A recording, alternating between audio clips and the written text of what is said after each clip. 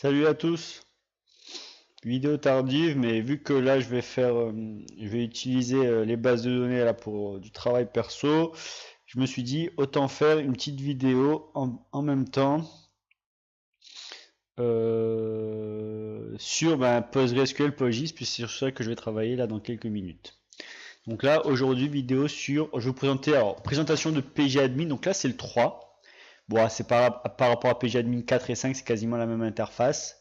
Là, c'est le client. Et surtout, on va faire quelques petites requêtes SQL aujourd'hui pour voir comment ça fonctionne et des requêtes spatiales, parce que les requêtes SQL classiques, select, machin, bon, tout le monde connaît.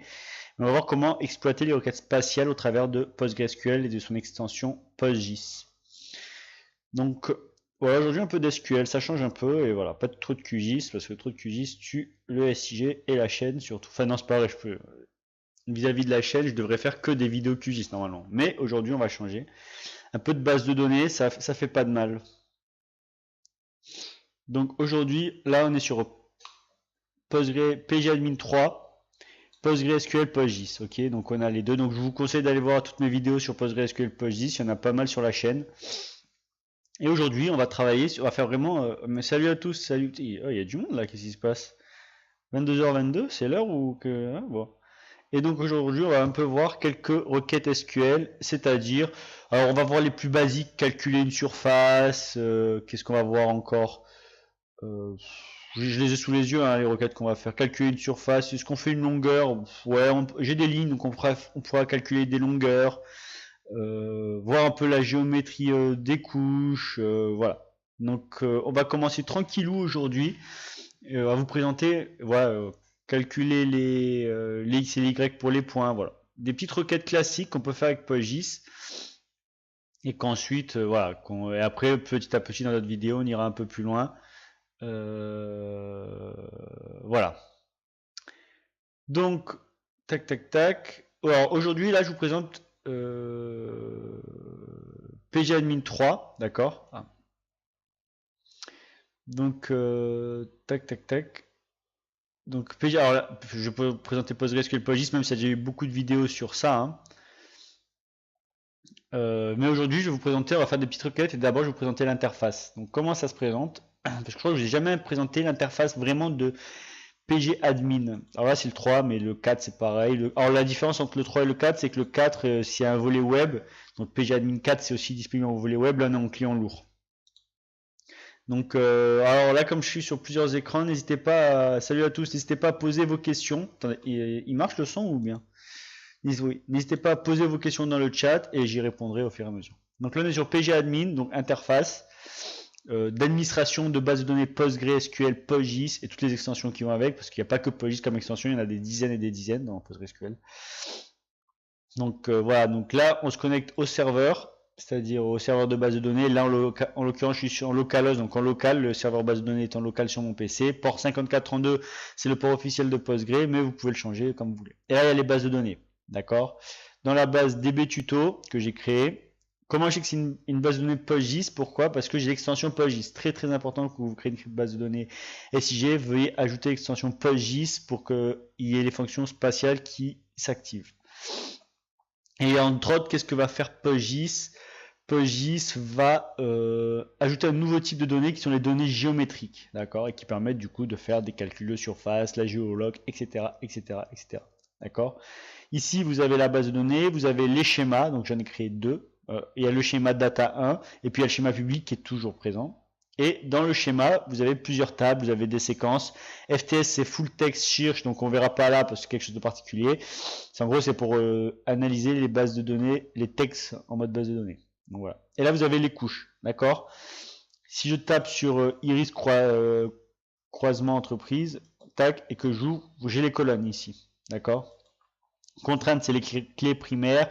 Vous avez les règles, les index et les triggers, d'accord? Donc voilà, là vous avez les colonnes et si j'ouvre, voilà, vous avez les colonnes, d'accord? Et particularité de PostGIS, ce qui est propre à l'extension PostGIS, c'est qu'il crée une nouvelle type de colonnes qui sont les colonnes géométrie, d'accord? Là vous voyez, donc c'est un type géométrie. Le nom de la colonne géométrie s'appelle geom et vous avez des caractéristiques, des variables. Donc là, c'est en l'occurrence multipolygone et 2154, c'est la projection. Donc voilà, ça c'est PostGIS, PostgreSQL, pardon, avec son extension PostGIS qui nous introduit ces nouvelles fonctionnalités. On va un peu voir cette couche-là. Donc là, vous voyez, ici, j'ai les petites caractéristiques, le nombre de lignes, etc. etc. N'hésitez pas à faire des vacuums qui permettent d'actualiser tout ça. Le propriétaire, donc voici dans PostGIS, que je vous ai pas PostgreSQL, vous avez ici tous les rôles et les groupes, d'accord? On va voir ici, tac, les rôles. Bon là, je m'en fous, hein, je suis en local sur mon PC, c'est un serveur de base de test, et les droits, d'accord? Et puis là, vous avez, voilà, ici, donc je suis sur ma base de données Iris croisement entreprise, et là, vous avez toutes les colonnes avec les caractéristiques des colonnes, d'accord? Caractère varying et la longueur des champs, etc. Il y a une contrainte, il y a une clé primaire sur le champ primary key. Il n'y a pas d'OID, parce que OID, c'est un champ d'identifiant qui crée directement, il n'y en a pas, directement dans la table, et voilà. Et le propriétaire, c'est GSRoll. Donc voilà, donc là, voilà, c'est un peu le caractéristique de ma table. Ça, c'est la requête SQL si je voulais créer ma table. Create table, tac, tac, tac. Voilà. Donc ça, c'est ma couche iris croisement. Et si je fais clic droit, view data, on va voir les 100 premières lignes, il va m'afficher un aperçu de la base de données, donc les 100 premières lignes de ma table. N'hésitez pas si vous avez des questions sur le chat et merci à tous d'être là en cette heure si tardive. Voilà. Et donc là, vous voyez, vous avez la colonne Geom, donc c'est vraiment, on va dire, pas codé, voilà, la clé primaire, mais c'est la colonne géométrique qui est illisible humainement, voilà, c'est un truc, voilà. Et là, à côté, vous avez les autres colonnes, les INSECOM, les noms, CAN, donc les iris, le code iris, le nom iris, nanana, le type d'iris. Voilà. La couche iris, que vous pouvez trouver sur le site de l'IGN ou sur DataGouv ou OpenStreetMap, voilà. Classique, donc là c'est un aperçu des 100 premiers individus, et sur PGAdmin 4, ce qui est pas mal, c'est que vous pouvez voir géographiquement la couche qu'il n'y a pas dans PGAdmin 3. D'accord? Voilà, donc là j'ai ma petite couche, donc là c'est 100 premiers individus, nanana, nanana. Ok. Maintenant, on va commencer notre petite requête SQL spatiale. Alors je fais clic droit pour aller vite, script, et select. Vous voyez que vous pouvez faire la création, de la sélection, de l'ajout, de la mise à jour ou de la suppression. Bon, là, on va faire un petit. Aujourd'hui, on commence par les select tranquillou. Hein. On va pas aller très très loin. Donc, je fais la vidéo tant que le serveur dure et puis dès que le serveur marche plus, voilà. Donc là, vous voyez, j'ai ma petite requête qui s'écrit directement, donc avec les colonnes. Voilà. Et si je run, donc là, c'est la première chose, toutes les colonnes de la table, je lance et voilà le résultat de la requête. Ah, c'est cool, c'est assez fluide, donc on va pouvoir faire un petit truc, je pense.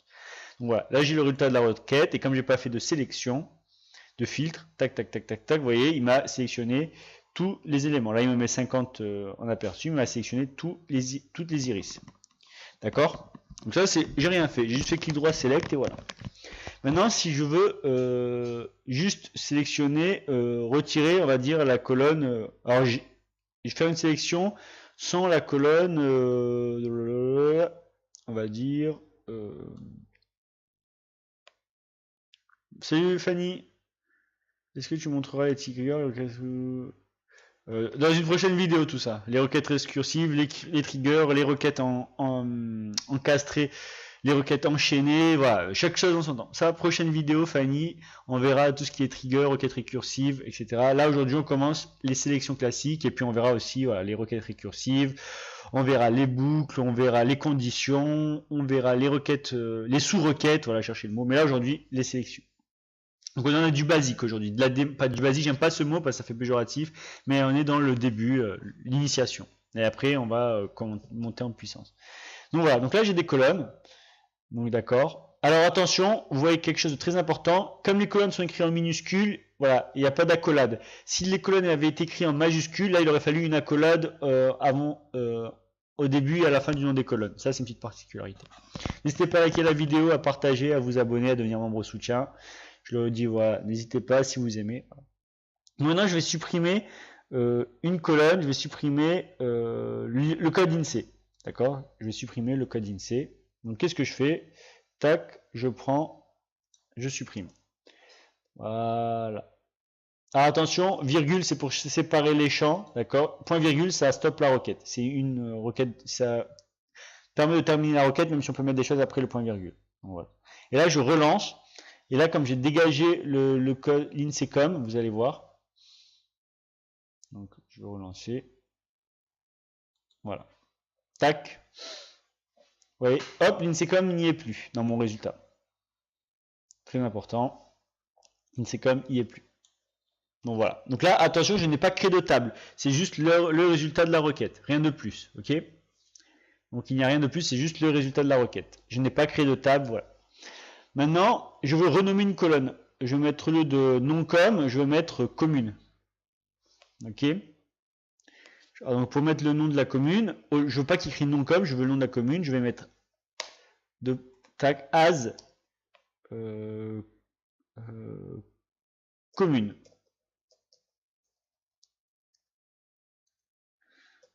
Commune. Et je run. Et là, vous allez voir, tac, vous voyez, commune. D'accord? Attention, vous voyez que la majuscule n'a pas été prise en compte. D'accord?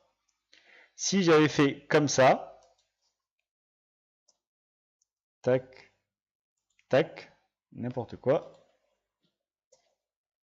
On va faire tac. Alors, allez, voilà. Tac, voilà. Alors, si vous voulez tester la requête avant de la lancer, parce que vous pouvez faire des erreurs, vous pouvez cliquer ici, explain, et là, il va vous dire si ça va marcher ou si déjà il y a des erreurs. Là, il me dit qu'il n'y a aucune erreur, donc je peux le lancer. Et là, j'ai mes communes entre accolades, et là, hop, la majuscule a été prise en compte. D'accord? Très important dans vos requêtes. Et attention, la casse est prise en compte. La casse est prise en compte, la casse est prise en compte. Donc, faites attention à ça. Quand vous faites des requêtes, merci pour le like, merci à tous. Salut Ashraf. Bah, merci. Oh, il y a du monde ce soir, qu'est-ce qui se passe? D'habitude, il n'y a jamais personne, et là, on est 6. Waouh, on pète des records. À 22h en plus. Donc voilà. Et donc là, attention, l'accolade permet de prendre en compte la casse, très important. Donc voilà, ça c'est ma petite requête classique. On n'a pas encore fait du spatial. Et mais on va faire une petite requête de sélection. Donc je veux qu'il sélectionne les iris dans lequel, alors type iris, je sais pas s'il y a des trucs, voilà, dans lequel type iris égale A pour activité. D'accord? Alors pour faire une sélection, c'est pas compliqué, on fait where, et là après on met notre sélection. Type underscore iris égale, et là je fais une accolade, j'ai envie de dire, une apostrophe, attention c'est sensible à la case, donc c'est A majuscule.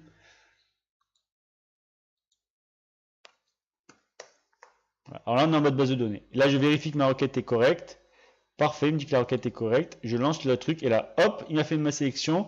Désormais, il n'y a plus que 2 lignes de sélectionner. Il m'a gardé la sélection. Ok? Donc voilà, là, il m'a fait une petite sélection attributaire. Ok, voilà, tranquille, pas de souci, ma requête est là, voilà. Bon, ça c'est du attributaire, rien à voir avec le géographique, ça c'est du base de données classique, j'ai envie de dire. Voilà. Bon, maintenant, je vais enlever cette sélection et je veux une nouvelle colonne maintenant. Je veux une nouvelle colonne dans laquelle il y a la surface pour chaque entité. Donc là je relance, j'ai enlevé le filtre et voilà. Je veux une nouvelle colonne pour laquelle il y a la surface de chaque entité. Et pour calculer la colonne, la surface pardon, il y a une fonction et c'est là maintenant, à partir de maintenant on est dans le spatial. Attention les enfants, c'est parti. Et je vous ai dit, la particularité de PostGIS, c'est qu'il permet d'introduire un nouveau type de colonne, un nouveau type de champ, c'est le champ géométrie, dans lequel il y a toutes les caractéristiques de notre géométrie. Là, on est dans du multipolygone en 2154 en Lambert. PostGIS reconnaît très bien les projections et les types de polygones. Maintenant, je veux la surface de chaque polygone. Donc, je vais rajouter un nouveau champ, je fais virgule. Et pour faire ça, pour calculer la surface de chaque polygone, il y a une fonction qui s'appelle, je vais vous la montrer, stArea. Area. Donc alors je vais copier. Je suis content de faire cette vidéo sur base de données parce que quelque chose que j'ai toujours voulu faire. Voilà. Alors elle est là la fonction. Bien sûr, il ne l'a pas collée au bon endroit, mais on va la mettre. Tac. Tac. Et voilà. Et donc là, il va me dire stArea. Donc toutes les fonctions de PostGIS commencent par st. Ou une grande partie, en tout cas, énormément. St, c'est vraiment les fonctions PostGIS. Vous voyez. Alors, pourquoi st? Faudrait que je vérifie. Par curiosité, je ne sais même pas pourquoi. Je me suis jamais posé la question. St, et donc il va me dire st, je calcule la surface, mais à partir de quoi? Et bien à partir de la colonne geom. D'accord? Alors par défaut, très souvent, la colonne geom est la colonne géométrie. D'accord? Mais des fois, elle s'appelle pas geom, elle s'appelle géométrie ou autre. Voilà. Il faut aller chercher votre colonne géométrie. Et vous pouvez avoir une colonne géométrie, donc là c'est du multipolygone point, mais vous pouvez avoir dans PostGIS une deuxième colonne géométrie, geom2, qui serait du line string et du 2154, d'accord, ou du multipolygone et du 4326. Vous pouvez avoir plusieurs couches de géométrie, plusieurs champs de géométrie dans une même couche. Ça, c'est la particularité des bases de données. D'accord? Et donc là, avec cette fonction stArea sur laquelle je vais mettre donc STRA, c'est la fonction de calcul de surface, mais pour calculer une surface, il faut une géométrie. Je mets Geom, d'accord? Je vérifie. Donc là, j'ai créé une colonne qui n'existait pas dans la table attributaire à partir de cette fonction. Il me dit il n'y a pas de problème. Je lance et là, on va voir quelque chose. Tout au bout, donc l'ordre, pareil, l'ordre des colonnes suit l'ordre de ce que je mets ici, d'accord? Merci, salut à tous, merci pour les présences. N'hésitez pas à liker et partager la vidéo. On est nombreux ce soir. Ah, les bases de données, direct, il y a des vues, quoi. Et donc là, vous voyez, hop, hop, hop, et voilà. Et là, vous avez, alors la surface est en mètres carrés, il me semble, ouais, c'est en mètres carrés. Double précision, vous voyez, il a mis tout seul les caractéristiques du champ numérique. Et voilà. Et donc là, vous avez, pour tous les quartiers, ben, leur surface. Automatiquement, il m'a calculé la surface, ok? Si je voulais pas avoir en mètres carrés, mais en kilomètres carrés, donc il faut kilomètres carrés, vous pouvez me dire dans le chat si c'est, je divise par, je crois que c'est 1 million, hein, faut que je divise par 1 million pour avoir les kilomètres carrés. Donc si je voulais avoir en kilomètres carrés, donc ça, on va faire un truc. Déjà, vous voyez, le nom de la colonne, c'est STAREA, du champ, ça me plaît pas du tout. Moi, je veux surface, mètres carrés. Comme on a vu tout à l'heure, pour renommer ma nouvelle colonne, je vais l'appeler as. As, c'est la fonction pour renommer, et je vais mettre surface underscore mètres carrés. Et là, je relance.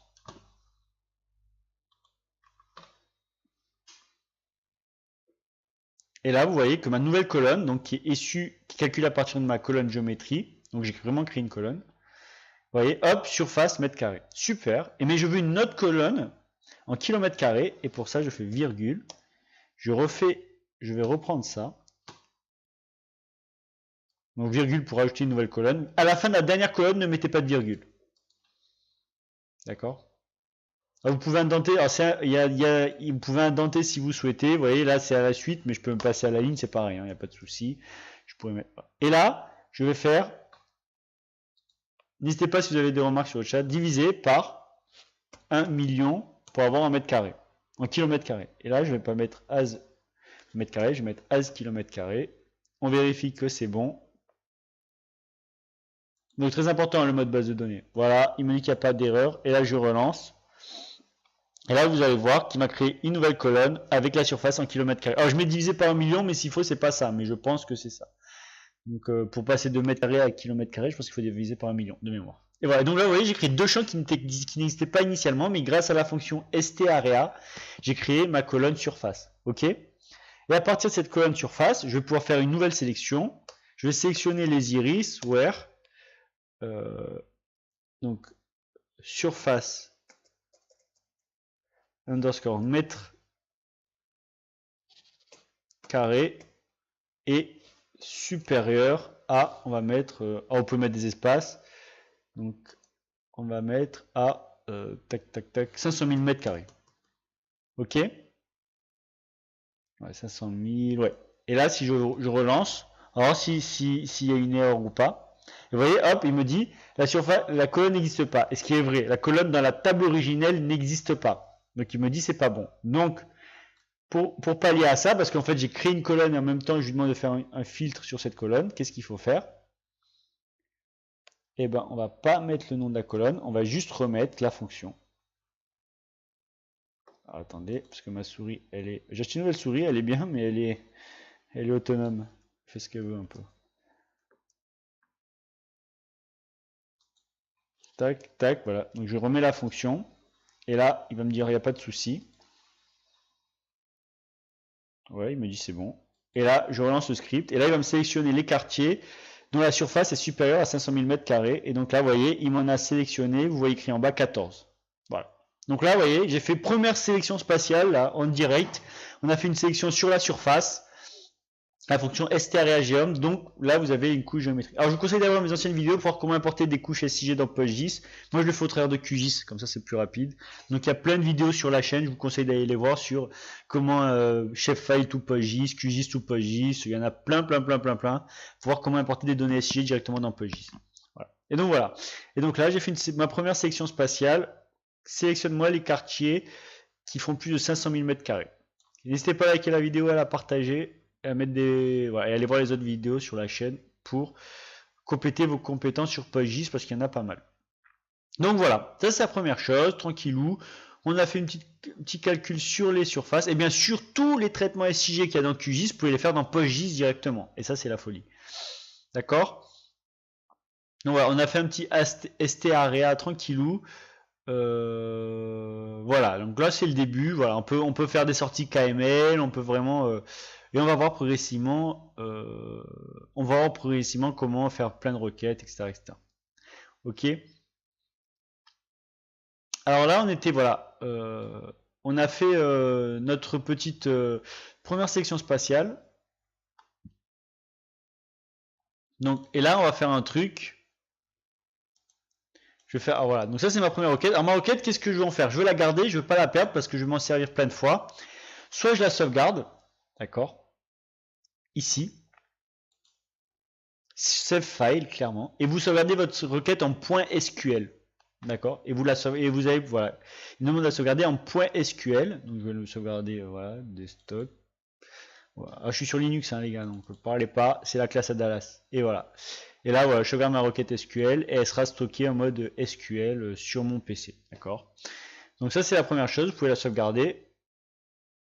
Et ici, vous voyez, vous avez l'historique de toutes les requêtes que vous avez fait dans Previous Queries, ce qui est logique.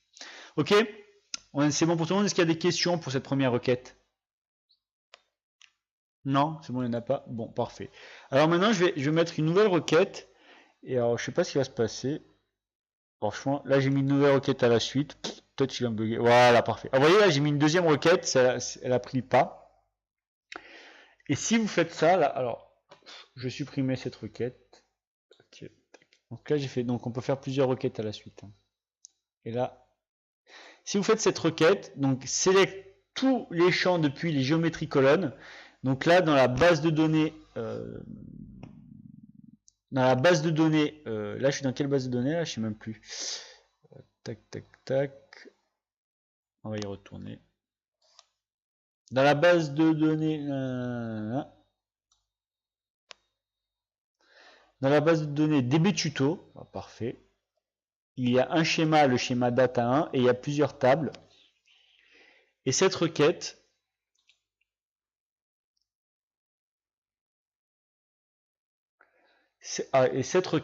va analyser toutes les tables qu'il y a dans la base de données, en l'occurrence là dans le schéma, dans le data 1 parce qu'il n'y en a qu'une, et il va vous dire, voilà, il y a 4 tables géographiques qui ont des colonnes de type géométrie. Il va vous dire le nom de la géométrie, il va vous dire la dimension, il va vous dire la projection et il va vous dire le type de caractère, le type de géométrie, d'accord? Vous voyez qu'on a du point, ligne, polygone, etc., etc. Voilà, ça c'est une petite fonctionnalité toute bête pour voir déjà dans votre base de données, les données, les colonnes géographiques, d'accord? Alors voilà, ça c'est vraiment ultra important et ultra utile, voilà, pour voir un peu l'état de vos bases de données, d'accord? Salut à tous, merci d'être là, n'hésitez pas à liker et partager la vidéo. Ça fait déjà 25 minutes qu'on parle et j'ai du boulot à côté les gars, ma soirée elle est loin d'être finie. Donc voilà, donc ça c'est, on commence tranquillou, PostgreSQL, PostGIS, voilà, d'accord. Donc là, on parle de bases de données géographiques qui ont déjà été importées, des données géographiques, des chefs files en l'occurrence qui ont été importées dans PostGIS. Donc on travaille déjà sur de la donnée SIG, d'accord. Donc voilà, donc ça c'était une petite requête pour vous montrer qui est ultra importante, vraiment ultra utile. Donc voilà. On va un peu continuer à bosser. Donc là, on était sur notre table. Tac, je vais fermer ça. On était sur notre table Iris. No, ça je dois pas besoin de sauvegarder. Iris croisement, donc une table géométrie. Et maintenant, on va aller travailler sur une petite table ligne, ok? Alors voilà, donc tac, tac, tac. Alors, où c'est que j'ai des lignes, moi? On va voir là. Est-ce que ça, c'est... Voilà, line string, parfait. Combien? 3400 lignes. Bon, on est parti. Donc ça, c'est une couche qui vient d'OSM. Je vais vous présenter un peu les trucs. Et après, voilà, on va encore un peu voir ça. Et vous avez des questions jusqu'à présent, là? Ou pas du tout, ou c'est obscur? Donc vraiment, la colonne geom, c'est la colonne centrale pour nos requêtes géographiques. Toutes les requêtes PostGIS commencent par ST. Vos requêtes PostGIS ne pourront fonctionner que si vous avez, de toute façon, l'extension PostGIS d'installer, d'ajouter. Si elle n'y est pas, il faut faire clic droit, ajouter une extension PostGIS. Et pour ajouter l'extension PostGIS, il faut installer PostGIS sur votre serveur base de données. Voilà, enfin, il y a pas mal de trucs à faire. Ok? Vous voyez, PostGIS, donc voilà. Donc là, donc, on est bon.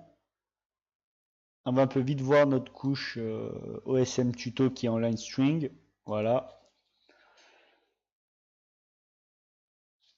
Si vous n'avez pas de questions, je continue. On finira sur le line string parce que voilà, je ne vais pas trop faire des vidéos trop longues parce qu'après, bon, enfin, j'avais fait un sondage il y a plusieurs mois de ça et les gens me disaient les vidéos c'est bien entre 5 et 10 minutes, 15 minutes max. Bon, voilà, là c'est particulier. Voilà. Notre couche OSM, donc avec la couche Geom, cette fois-ci line string 4326, donc on est en WGS 84 et vous avez toutes les colonnes, donc c'est de l'OSM classique. Hein. J'ai envie de dire beaucoup de colonnes pour rien là en l'occurrence. Voilà. Ok, on est tous de caractère varying partout. Voilà. Et moi ce que je veux, c'est comme je vous ai montré tout à l'heure, calculer non pas la surface mais la longueur de chaque segment. Ok. Donc pareil, comment je fais? Je vais sur OSM tuto, la couche, clic droit, script, select. Alors c'est immense hein, le champ des bases de données. Hein. Là franchement les enfants, on est dans un truc monstrueux. Hein. Là c'est. Je sais que là où je suis, j'ai la chance d'administrer les bases de données, de tout administrer les outils web, etc.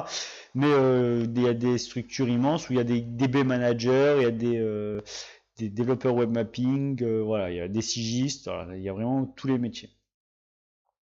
Donc là, vous voyez toutes les colonnes qui ont été sélectionnées, d'accord. Vous voyez certaines qui sont entre double accolade, pourquoi? Parce qu'il y a des caractères spéciaux. Sinon, c'est tout un minuscule, pas de double accolade. Voilà. Et donc là, on va ajouter. Alors bon, on va pas prendre toutes les colonnes parce que ça sert à rien, donc je vais en supprimer. Hein. Je vais en supprimer, juste histoire d'en garder que quelques-unes.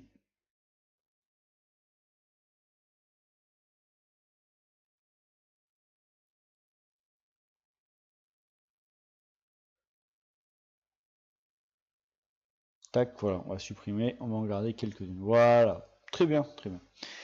Et donc du coup, alors, donc là, on va voir que j'ai pas fait d'erreur dans la syntaxe. Tac, tac. Alors, en bleu, c'est les opérandes, vous voyez. Alors name, bon, malheureusement, ça ressemble à une opérande, donc c'est pas très bon. Voilà, il m'affiche. Donc on peut faire des tris directement, des filtres, voilà, hein, directement via la base de données. Merci à tous d'être là, en tout cas. Eh ben, il y a du monde. Hein. Oh, je sais même pas où ouais, Boulevard non, c'est Nice, ça. C'est Nice, c'est Nice. On est à Nice, les gars, on est à Nice. Donc voilà, donc là, moi je veux calculer la longueur de chaque. En fait, c'est quoi cette couche? C'est la couche des rues, voilà, pour faire simple. Et je veux calculer la longueur de chaque tronçon, d'accord? Et pour calculer la longueur de chaque tronçon, il faut acheter une requête. Alors comme je vous ai dit, toutes les requêtes SIG commencent par ST, et c'est plus alors c'est plus ST area, c'est ST length. Alors attendez, parce que je l'ai de côté. Alors bien sûr, le site de PostGIS, c'est le site référence absolue. Hein. Là, je suis sur le site de PostGIS à côté pour vous faire les requêtes. Hein. Ouais, je mens pas. Et donc select, et donc stlench, copier, call, paste, voilà. Stlench, geom, d'accord. Donc pourquoi? Parce que la colonne géométrie, c'est la colonne geom. Si elle s'appelait pas geom, il faudrait me mettre le vrai bon nom. Mais par défaut, en général, c'est geom. As longueur. Voilà. Je vérifie que j'ai pas d'erreur dans la syntaxe. Il me dit oui, il y a une erreur dans la syntaxe et vous savez pourquoi? Parce que il manque la virgule. Je l'ai pas. Voilà. Et là, normalement, pourquoi? Parce qu'il y avait un champ après, mais je l'ai pas vu. Est-ce que cette vidéo vous plaît? Est-ce que vous la trouvez inutile? Voilà. Donc là, la query, le message, il me dit c'est bon. Explain, il me dit voilà un petit schéma. Donc là, il est en train de la faire tourner encore. Est-ce que cette vidéo vous plaît? Est-ce que cette vidéo vous plaît pas? En tout cas, merci à tous d'être là. Peut-être nombreux. Hein. Et voilà. Et donc, tac, tac, tac.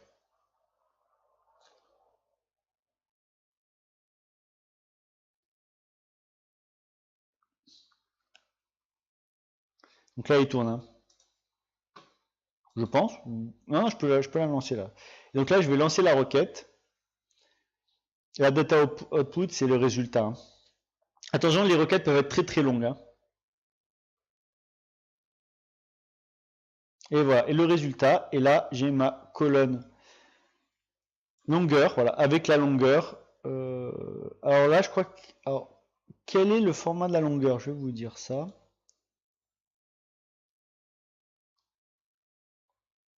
Ah, comme c'est du WGS84, il me semble, si en coordonnées, il me semble. Ou alors, ouais, parce que... Ou alors c'est tout petit tronçon, mais je pense pas, hein. Et donc ça, ce qui est dommage, c'est que voilà, là dans le PGAdmin 3, j'ai pas l'aperçu de la donnée. Mais dans PGAdmin 4, vous avez l'aperçu de la donnée géographiquement. Ils ont rajouté un module géographique, ça c'est bien. Donc PGAdmin 4 qui est en mode web et en mode client lourd. Là, je suis sur PGAdmin 3, mais je vous montrerai un de ces 4 PGAdmin 4. Parce qu'il y a pas mal de petites fonctionnalités pas mal. Moi, prenez PGAdmin 4. Alors, dans Ubuntu, pour l'installer, c'est pas facile. Parce qu'il faut aller chercher d'autres dépôts, les rajouter. Voilà, hein. Je ne dirai rien. Je ne dis rien. Les dépôts de PostgreSQL PostGIS ne sont pas installés de façon native dans Ubuntu. Il faut aller les chercher. Donc, là, il va calculer la longueur. Double précision, je ne pourrais pas vous dire quelle unité exacte, mais voilà. Donc ça c'est, et du coup vous avez toutes les fonctionnalités dans PostGIS, raster et vecteur, parce que vous pouvez travailler en raster dans PostGIS. Si je vous conseille d'aller voir ma vidéo sur comment importer des rasters dans PostGIS, c'est pas forcément le mieux, mais vous pouvez le faire. Et vous pouvez faire des jointures, etc. Et là vous allez voir que les jointures, ce qu'on fait dans QGIS, c'est très très faible à côté des vraies jointures, puisqu'il existe plusieurs types de jointures. Les jointures, les full join, les jointures complètes, les left join, les right join. Voilà, donc il existe plein de types de jointures, voilà. Et vous pouvez faire vraiment, du coup, quel est l'avantage de la base de données? Ben, c'est que vous pouvez faire du traitement de données, du croisement de données, plus. Vous avez plus de finesse que dans les traitements SIG, les géotraitements qu'on vous laisse dans QGIS et autres SIG. Là, c'est vraiment la totale. Donc voilà. Alors vous allez me dire, oh, c'est super, ça c'est une sélection, mais c'est pas ma table en fait, ça c'est juste une sélection. Moi, je veux conserver ça en résultat. Je veux avoir ça en résultat final. Je veux créer une nouvelle. Je veux que cette sélection devienne une table. Parce que ça, c'est qu'une sélection en vrai. Hein. Il n'y a rien qui a été créé. Ben, pour sauvegarder notre sélection, je vais faire create table. Alors là, on est dans le schéma data 1, create table. Donc je vais mettre le nom de la table. Et le nom de la table, on va l'appeler voie longueur. Point le schéma data 1. D'accord, pour le sauvegarder dans le schéma data 1. Si vous mettez juste voie longueur, c'est le nom de la couche. Si vous mettez juste voie longueur comme ça, il va vous sauvegarder la couche dans public. Si vous mettez voie longueur.data 1, il va vous sauvegarder ça dans le schéma data 1. As, et là je fais tac, et là j'envoie create table, oui, ça c'est normal. As, ouais, mais quit. Alors attends. Qu'est-ce qu'il me dit? Ouais, ça c'est normal qu'il n'existe pas. As. Non, je crois que c'est bon. Hein. Non, mais je crois que c'est en vrai ça marche. Hein. Et si je fais ça, ok. Data 1 OSM. Donc ça normalement c'est bon. Nanana. Quit. Ah non, je vérifie. Mais je pense que c'est ça. Hein. Attendez, attends. Ça, j'ai créé assez de tables dans ma vie pour dire que c'est ça quand même. Quit table pour vérifier. On sait jamais que à 22h54 j'ai des trous de mémoire.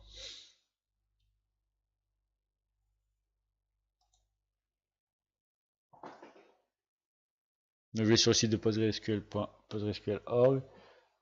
Et donc voilà. Et là vous mettez votre sélection et ça vous crée la table. Alors on va voir.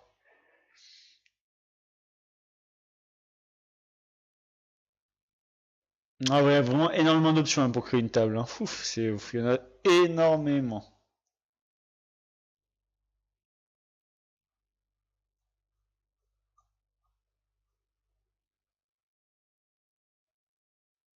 Et là, donc,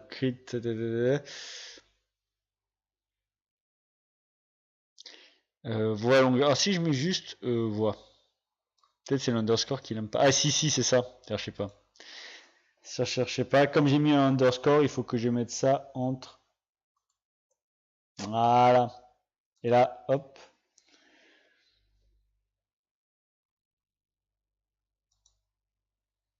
Ah non, alors attendez. Toc. Apparemment, c'est bon. Peut-être qu'il a créé, je le sais pas. Attendez, on va faire comme ça. On va pas mettre des caractères spéciaux. On va juste mettre voix.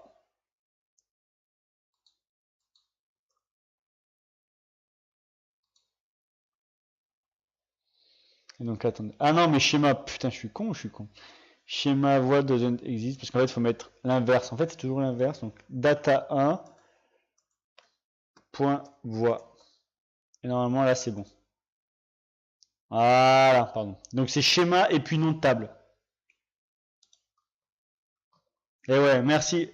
Faut inverser. Merci Camille, merci. Exact, t'as tout complètement raison. En plus, j'ai même pas regardé le chat. Merci Camille. Donc ouais, il faut inverser schéma, non table. À 22h54, j'en pouvais plus. Je suis fatigué. Voilà, schéma non table. Voilà. Et là, c'est passé. Et donc là, merci Camille. Exact, complètement raison. Et là, donc si je vais dans ma base de données, tac, ici, et que je vais dans data 1, j'actualise. Et voilà, ma couche voix est là. Et là, dans ma couche voix, voilà, vous allez voir, il y a ma nouvelle colonne longueur qui a été sauvegardée. Et voilà. Alors, on va voir comment créer des vues, en fait. Les vues, c'est plus puissant, en vrai, que de faire ça. Parce que là, on va créer des couches sur des couches. Mais si je modifie ma couche OSM Tuto, ça va pas modifier ma couche voix. Mais vous allez voir qu'il est possible de faire de lier des couches entre elles. Enfin bref, il y a énorme. Enfin, c'est un monde monstrueux, hein, les bases de données. C'est peut-être plus dense que le SIG, que les SIG clients lourds. Je m'explique, que les SIG clients lourds. Donc voilà, on va s'arrêter là pour aujourd'hui. Donc on a vu deux traitements sur une couche ligne polygone, la colonne geom qui est essentielle, les sélections, voilà, le stockage, les tables, les schémas, très important, les bases de données. Bon, on va pas voir tout ce qui est full text search et compagnie. Il y a juste une info dans alors les séquences aussi, on va pas voir aujourd'hui, mais c'est très puissant. Donc c'est tout ce qui est ID et compagnie, comment sont générés automatiquement. Dans les couches, vous avez les contraintes, donc ça ce sont les clés primaires, clés étrangères, etc. L'indexation, important, indexer toujours vos couches. Merci Camille, merci. Indexer toujours vos couches quand elles sont massives pour les temps de chargement. Les triggers, les fonctions triggers, voilà, les vues, voilà, il y a beaucoup de choses. Et donc il y a quelque chose qui est intéressant ici, c'est dans le catalogue, vous pouvez, c'est une synthèse, une résumé de toutes les données qu'il y a dans votre base de données. Donc si vous voulez faire des calculs massifs, combien vous avez de couches, le poids, le nombre d'individus, etc. C'est les couches système qu'il faut, c'est ces couches-là qu'il faut interroger, d'accord? Vous voyez, donc là vous avez tout, PG Database, nanana, PG Range, donc Tab Space, c'est là où sont stockées les données. Donc ça, ce sont les informations en lien avec la base de données. Et si je vais dans ANSI, donc là voilà, là c'est là que vous avez les informations sur les bases de données. Maintenant une qui s'appelle table, donc vous voyez, je vais faire clic droit, où tu tables, voilà. Si je fais clic droit, donc ça c'est des couches système, des tables système que vous avez rien, les touchez pas, j'ai envie de dire, sauf si vous êtes méga expert, mais je vous conseille pas de les toucher. Et si je vais dans la table, de la couche table, vous avez toutes les tables qui sont dans la base de données, d'accord? Donc DB tuto, donc vous voyez si c'est des vues ou des tables normales, base tab, base table, view, tac tac tac. Vous avez tac tac tac, les informations, le nom de la table et le schéma dans lequel elle se situe. D'accord, là on voit les noms des tables, voilà, la nature des tables. Donc ça c'est bien si vous voulez faire des petites automatiser des traitements, etc. Voilà, basé sur les noms des tables. Voilà, cette table se met à jour dynamiquement. Petit, vous avez même une couche avec les noms des colonnes, etc. Bon, il y a énormément de choses, on peut faire énormément de choses avec ces tables système. On va pas voir ça aujourd'hui, mais voilà. En tout cas, voilà, je vous remercie d'avoir regardé cette vidéo, 40 minutes. Je pensais pas que je ferais une vidéo de 40 minutes, mais bon, j'aime bien, donc c'est intéressant. Je vous dis merci à tous d'avoir regardé cette vidéo. N'hésitez pas à liker, partager, vous abonner, souscrire à la chaîne. Et je vous dis, alors peut-être à demain pour de nouvelles vidéos, je pense, mais voilà. Merci à tous. Est-ce que vous avez des questions? Sinon, on peut rendre l'antenne. Bon voilà, si vous n'avez pas de questions, on peut rendre l'antenne. Et je vous dis merci à tous, bonne soirée, et peut-être à demain. Ciao, ciao.